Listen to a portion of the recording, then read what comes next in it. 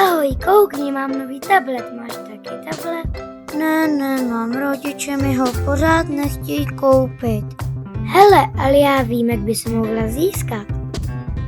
Jak? Řekni.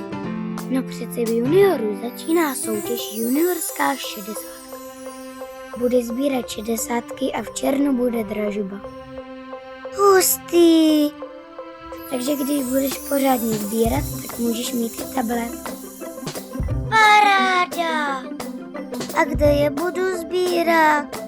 No tak třeba tím, že budeš chodit na kroužek. Přijdeš na akci junioru nebo pojedeš na tábor. Jo, já na tábor s juniorem jezdím. Vidíš. Dla mě je super, že nemusíš sbírat jen ty. Může s tebou sbírat mamka s tačkou nebo i babi s dědou. Protože když nakoupíš v jednotě, tak za účtenku taky dostaneš 60. Koukni se na juniorské stránky a dozví se víc. Skvělý, dík.